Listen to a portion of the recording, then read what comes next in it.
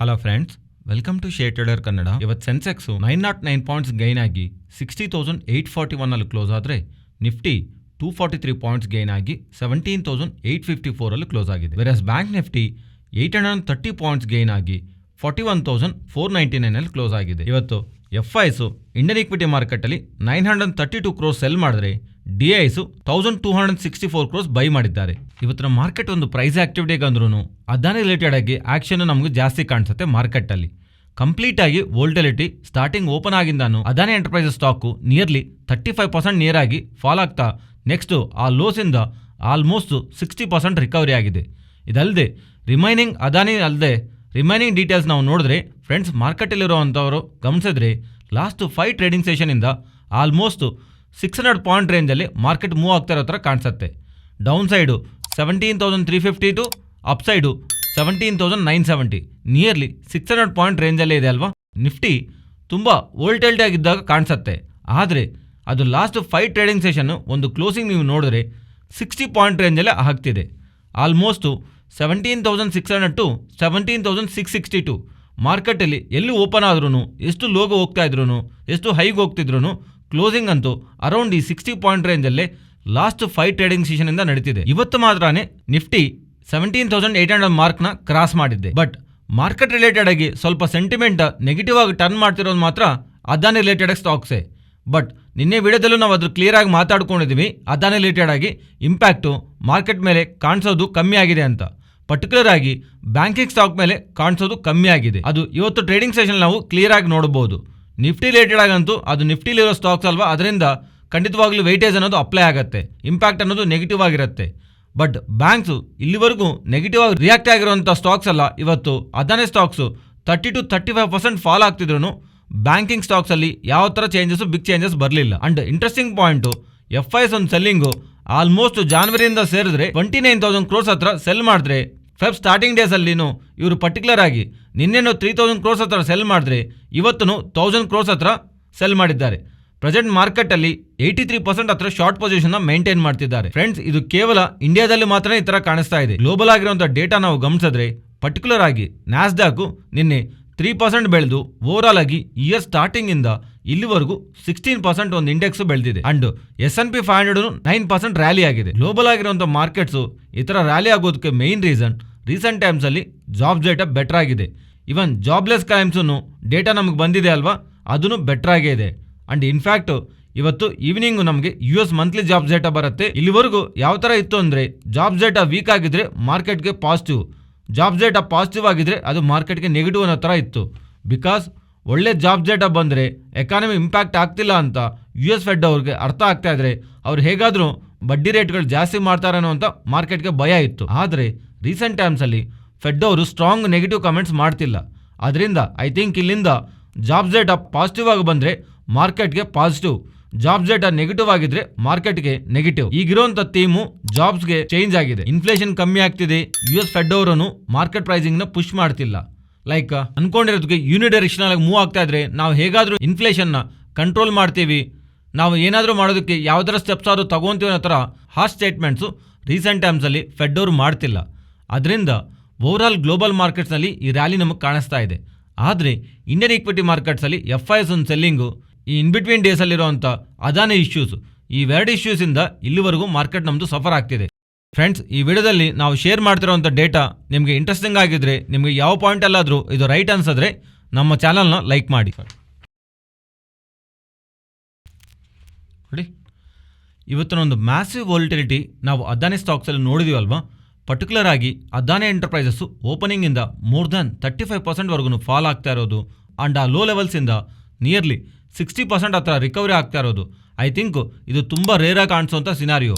ಅದೂ ನಿಫ್ಟಿ ಸ್ಟಾಕ್ಸ್ನಲ್ಲಿ ನಾವು ಈ ಥರ ನೋಡ್ತಾ ಇರೋದು ವೆರಿ ರೇರ್. ಪ್ರೀವಿಯಸ್ಲಿ ನಿಮ್ಗೆ ಜ್ಞಾಪಕ ಇದ್ದರೆ ಈ ಕಂಪ್ಲೀಟ್ ಸಿನಾರಿಯೋ ನಮಗೆ ಈ ರಿಕವರಿ ಸಿನಾರಿಯೋ ಅಂತಲ್ಲ, ಫಸ್ಟ್ ಆಫ್ ಆಲ್ ಬಂದಿರುವಂಥ ಫಾಲ್ ಸಿನಾರಿಯೋ ನಾವು ಮಾತಾಡಿಕೊಂಡ್ರೆ ನಿಫ್ಟಿ ಸ್ಟಾಕ್ಸ್ ರಿಲೇಟೆಡ್ ಆಗಿ ಎಸ್ ಬ್ಯಾಂಕು ಮಾರ್ಚ್ 2020ನಲ್ಲಿ 50% ಮೇಲೆ ಫಾಲ್ ಆಗಿದೆ.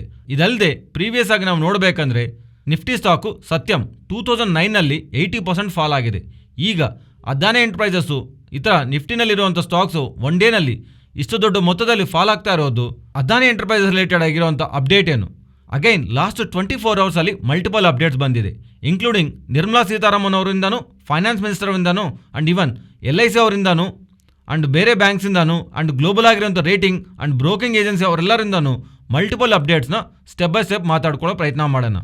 ಫಸ್ಟ್ ಅಂತೂ ನಾನು ಮಾರ್ಕೆಟ್ ಕ್ಲೋಸ್ ಆದಮೇಲೆ NSE ಇಂದಾನು ಒಂದು ಅಪ್ಡೇಟ್ ಬಂದಿದೆ.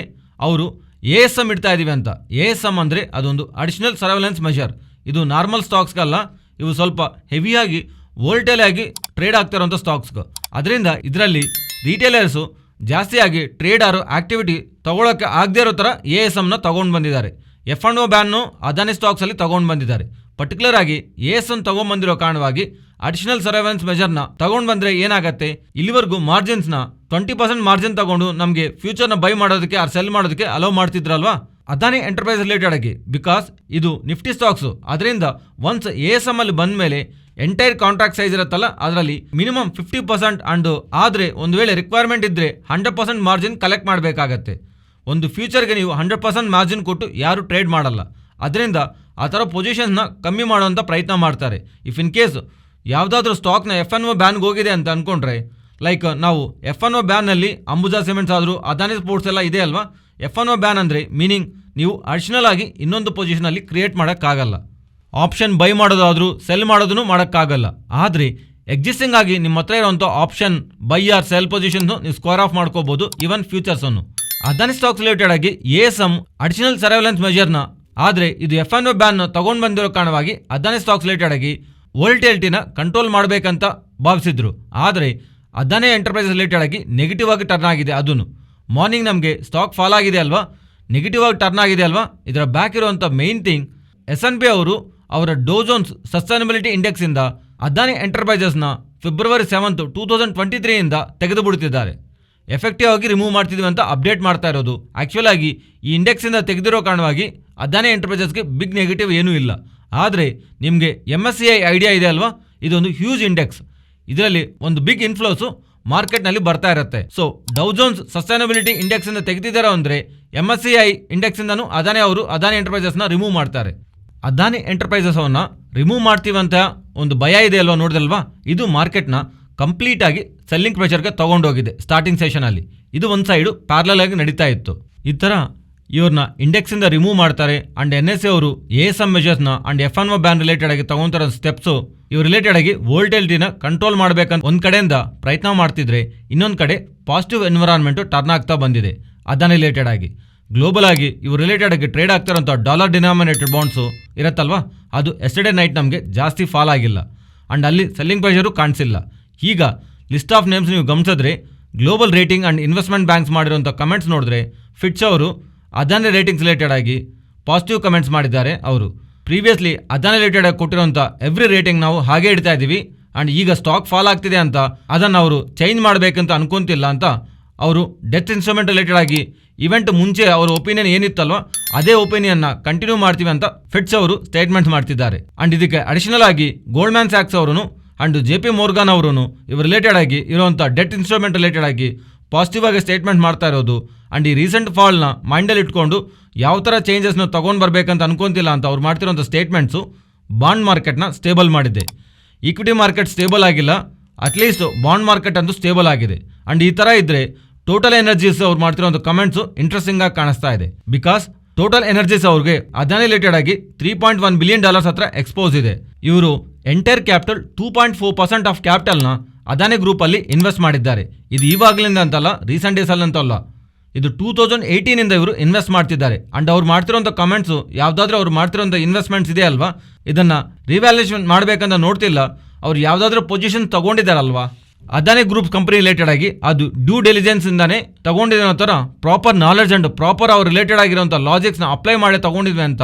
ಅಂಡ್ ಅದಾನಿ ಅವರು ಇಂಡಿಪೆಂಡೆಂಟ್ ಆಡಿಟ್ನೂ ಇನ್ವೈಟ್ ಮಾಡ್ತಿರೋ ಥರ, ಅದರಿಂದ ಅದೂ ಅವರು ಪಾಸಿಟಿವ್ ಆಗಿ ನೋಡ್ತಾ ಇದೀವಿ ಅಂತ. ಓವರಾಲ್ ಆಗಿ ಅದಾನಿನಲ್ಲಿ ಇವರು ಇನ್ವೆಸ್ಟ್ ಮಾಡಿರೋಂಥ ರಿಲೇಟೆಡ್ ಆಗಿ ಸ್ಟೆಪ್ ಬ್ಯಾಕ್ ಮಾಡಬೇಕಂತ ಅನ್ಕೊಂತಿಲ್ಲ ಅನ್ನೋ ಥರ ಸ್ಟೇಟ್ಮೆಂಟ್ ಮಾಡ್ತಾ ಇರೋದು ಅನದರ್ ಪಾಸಿಟಿವ್ ಎಲಿಮೆಂಟು. ಇದರ ಜೊತೆಗೆ LIC ಅವರು ಮಾಡಿರೋಂಥ ಕಮೆಂಟ್ಸು, LIC ಅವರು ನೀವು ಯಾವುದಾದ್ರೂ ನಿಮ್ಮ ಪಾಲ್ನ ಮಾರ್ತಿದ್ದೀರಾ ಅಂತ ಕ್ವಶನ್ನ ಇವತ್ತು ಕೇಳಿದ್ದಾರೆ most of the news anchors. Because ಇವತ್ತು ಇಷ್ಟೊಂದು ಮಾರ್ನಿಂಗಿಂದ ಫಾಲ್ ಬರ್ತಿದ್ರೆ ಮೋಸ್ಟ್ ಆಫ್ ದಿ ನ್ಯೂಸ್ ಪ್ಲಾಟ್ಫಾರ್ಮ್ಸಲ್ಲಿ ಹೇಗಿತ್ತಂದರೆ, ಅದಾನಿದಲ್ಲಿ ಇನ್ಸ್ಟಿಟ್ಯೂಷನಲ್ ಪ್ಲೇಯರ್ಸು ರಿಲೇಟೆಡ್ ಆಗಿ LIC ಅವರಿಗೆ ಅಲ್ವಾ ಜಾಸ್ತಿ ಪಾಲಿದೆ.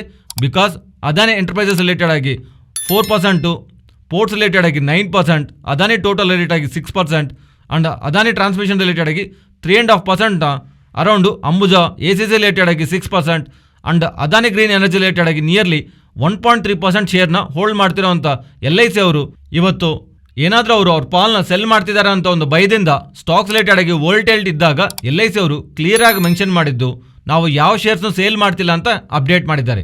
ಅದಾನಿ ರಿಲೇಟೆಡ್ ಆಗಿ ನಾವು ನಮ್ಮ ಪಾಲ್ನ ಮಾರ್ತಿಲ್ಲ, ಇನ್ ಶಾರ್ಟ್ ಟರ್ಮ್ಸಲ್ಲಿ ಇರುವಂಥ ಟ್ರಿಗರ್ಸ್ ನಾವು ನೋಡಿ ಸ್ಟಾಕ್ಸಲ್ಲಿ ಇನ್ವಾಲ್ವ್ ಅಂಡ್ ಎಕ್ಸಿಟ್ ಆಗಲ್ಲ, ನಾವು ಲಾಂಗ್ ಟರ್ಮ್ ಇನ್ವೆಸ್ಟ್ಮೆಂಟ್ ಮೈಂಡ್ಸೆಟ್ಟಲ್ಲಿ ಎಂಟರ್ ಆಗಿದ್ದೀವಿ, ಅದೇ ಥೀಮ್ನ ನಾವು ಕಂಟಿನ್ಯೂ ಮಾಡಬೇಕು ಅಂತ ಅನ್ಕೊತಿದ್ವಿ. But Adani management top management ಜೊತೆ ನೆಕ್ಸ್ಟ್ ವೀಕ್ ನಾವು ಮೀಟ್ ಆಗ್ತಿದ್ವಿ ಅನ್ನೋ ಥರ LIC ಅವರು ಸ್ಟೇಟ್ಮೆಂಟ್ ಮಾಡಿದ್ದಾರೆ. ಈ ಥರ LIC ರಿಲೇಟೆಡ್ ಬರ್ತಿರೋಂಥ ಪಾಸಿಟಿವ್ ಕಮೆಂಟ್ಸು ಮಾರ್ಕೆಟ್ನ ಸ್ವಲ್ಪ ಸ್ಟೇಬಲ್ ಮಾಡಿದ್ರೆ LIC ಅವರು ಸೆಲ್ ಮಾಡ್ತಿಲ್ಲ ಅಂತ ಬರ್ತಿರೋಂಥ ಅಪ್ಡೇಟ್ಸು ಸ್ವಲ್ಪ ಮಾರ್ಕೆಟ್ನಲ್ಲಿ ಸ್ಟೆಬಿಲಿಟಿ ತೊಗೊಂಡು ಬಂದಿದೆ. ಫೈನಲಿ ನಿರ್ಮಲಾ ಸೀತಾರಾಮನ್ ಅವರು SBI ಆ್ಯಂಡ್ LIC ಯಾವುದಾದ್ರೂ ಎಕ್ಸ್ಪೋಜರ್ ಅದಾನಿ ರಿಲೇಟೆಡ್ ಆಗಿ ಇದೆ ಅಲ್ವಾ, ಅದು ವಿತಿನ್ ದ ಲಿಮಿಟ್ಸ್ ಇದೆ, ಆ್ಯಂಡ್ ಕಾರ್ಪೊರೇಟ್ ಗವರ್ನೆನ್ಸ್ ರಿಲೇಟೆಡ್ ಆಗಿ ಯಾವುದಾದ್ರೂ ಇಶ್ಯೂ ಬಂದರೆ ಟ್ರ್ಯಾಕಲ್ ಮಾಡೋದಕ್ಕೆ ರೆಗ್ಯುಲೇಟರ್ಸ್ ವೆರಿ ಸ್ಟ್ರಿಕ್ಟ್ ಆಗಿ ಆ್ಯಕ್ಟ್ ಮಾಡುತ್ತೆ ಅಂತ ನಿರ್ಮಲಾ ಸೀತಾರಾಮನ್ ಅವರು ಸ್ಟೇಟ್ಮೆಂಟ್ಸ್ ಅಂತೂ ಮಾಡಿದ್ದಾರೆ. ಇದು ಓವರಾಲ್ ಅದಾನಿ ಗ್ರೂಪ್ ರಿಲೇಟೆಡ್ ಆಗಿರುವಂಥ ಅಪ್ಡೇಟ್ಸ್. ಒಂದು ಸೈಡಿಂದ ಪಾಸಿಟಿವ್, ಇನ್ನೊಂದು ಸೈಡ್ಸಿಂದ ನೆಗೆಟಿವ್ ಅಪ್ಡೇಟ್ಸ್ ಇವೆಲ್ಲನೂ ಮಾರ್ಕೆಟ್ನಲ್ಲಿ ಫ್ಲೋ ಆಗ್ತಿದೆ. ಬಟ್ LIC ಅವರು ಯಾವ ಥರ ಅವ್ರ ಪಾಲ್ನ ಸೆಲ್ ಮಾಡ್ತಿಲ್ಲ ಅಂತ ಬರ್ತಿರೋಂಥ ಅಪ್ಡೇಟ್ಸು ಮಾರ್ಕೆಟ್ನ ಸ್ವಲ್ಪ ಸ್ಟೆಬಿಲಿಟಿನಂತೂ ಇಟ್ಟಿದೆ. Because free float already Adani ಸ್ಟಾಕ್ಸಲ್ಲಿ ರಿಲೇಟೆಡ್ ಆಗಿ ಕಮ್ಮಿನೇ ಇರುತ್ತೆ. ಎಲ್ಲಿ LIC ಅವರು ಸೆಲ್ ಮಾಡ್ತಾರೆ ಅನ್ನೋಂಥ ಒಂದು ಫಿಯರು ಮಾರ್ಕೆಟಲ್ಲಿ ಸ್ಟಾರ್ಟಿಂಗಿಂದನೂ ಇತ್ತು. ಬಟ್ LIC ಅವರು ಪ್ರೀವಿಯಸ್ಲಿ January 30th ಕ್ಲಿಯರಾಗಿ ಹೇಳಿದ್ದರು, ನಾವು ಇಲ್ಲಿವರೆಗೂ ಯಾವ ಥರ ಪಾಲ್ನ ನಾವು ಸೆಲ್ ಮಾಡ್ತಿಲ್ಲ, but long term investors and Adani group related ಆಗಿ ಸ್ಟಾಕ್ನ ನಾವು ಸೆಲ್ ಮಾಡ್ತಿಲ್ಲ, ಹೋಲ್ಡ್ ಮಾಡ್ತಿದ್ದೀವಿ ಅಂತ ಮಾಡಿರೋ ಸ್ಟೇಟ್ಮೆಂಟ್ಸು ಅದಾನಿ ಸ್ಟಾಕ್ಸ್ ರಿಲೇಟೆಡ್ ಆಗಿ ಸ್ಟೆಬಿಲಿಟಿನಂತೂ ಸ್ವಲ್ಪ ಪ್ಲೇ ಮಾಡಿದೆ ಇವತ್ತು. ನೆಕ್ಸ್ಟು ನಿಫ್ಟಿ ಹಾಗೆ bank Nifty support and resistant. Nifty support 17,550 to 570 ನಿನ್ನೆ ವಿಡಿಯೋದಲ್ಲಿ ಮಾತಾಡ್ಕೊಂಡಿರೋ ಲೆವೆಲ್ಲು ಎಕ್ಸಾಕ್ಟ್ಲಿ ಈ ಲೆವೆಲ್ ಹತ್ರ ಇವತ್ತು ಮಾರ್ಕೆಟಲ್ಲಿ ಬಂದ ಮೇಲೆ ಮಾರ್ಕೆಟ್ ಬೌನ್ಸ್ ಕಾಣಿಸಿದೆ. ಬಟ್ ಈಗ ಸಪೋರ್ಟ್ನಂತೂ ಇಲ್ಲಿಂದ 17,770ಗೆ ಶಿಫ್ಟ್ ಮಾಡ್ತಾ ಇದ್ದೀನಿ. ಬಟ್ ಟಾಪ್ ಸೈಡ್ ಹೋದರೆ 17,950. ನೆಕ್ಸ್ಟ್ ಬ್ಯಾಂಕ್ ನಿಫ್ಟಿ ಪ್ರೆಸೆಂಟ್ ಇರೋ ಲೆವೆಲ್ಸಿಂದ 41,360, ಅದರ ಬಿಲೋ 40,960, ಆ್ಯಂಡ್ ಇಲ್ಲಿಂದ ಟಾಪ್ ಸೈಡು 41,930. ಫ್ರೆಂಡ್ಸ್, ಇಲ್ಲಿವರೆಗೂ ನಾನು ನಿಮಗೆ ಆಪ್ಷನ್ ಶೇರ್ ರಿಲೇಟೆಡ್ ಆಗಿ ಹೇಳ್ತಾ ಬಂದಿರೋ ಲೆವೆಲ್ 17,400 to 17,900 ಅಪ್ಸೈಡು. ಇವತ್ತು ನಿಯರ್ಲಿ 17,900 ಝೋನ್ ಹತ್ರ ಅಂತೂ ಮಾರ್ಕೆಟ್ ಬಂದಿದೆ. ಇನ್ನೊಂದು ದಿವಸ ಒಂದು ವೇಳೆ ನನಗೆ 17,800 to 850 ಝೋನ್ ಹತ್ರ ಅಬೋವ್ ಸಸ್ಟೈನ್ ಆಗ್ತಾ ಇದ್ರು, ಇವನ್ 900 ಬ್ರೇಕ್ ಆಗಿಲ್ಲ ಅಂದ್ರೂ ನಾವು ರೆಸಿಸ್ಟೆಂಟ್ನ ಚೇಂಜ್ ಮಾಡುವಂಥ ಪ್ರಯತ್ನ ಮಾಡೋಣ. ಆ್ಯಸ್ ಆಫ್ ನಾವು ಇರುವಂಥ ಡೇಟಾ ಪ್ರಕಾರ ಟಾಪ್ ಸೈಡ್ ಅಂತೂ ರೆಸಿಸ್ಟೆಂಟ್ ನಮಗೆ 18,000 ಹತ್ರ, ಡೌನ್ ಸೈಡು 17,500 ಹತ್ರ ಕಾಣಿಸ್ತಾ ಇದೆ ನಿಫ್ಟಿ ಆಪ್ಷನ್ ಚೈನಲ್ಲಿ.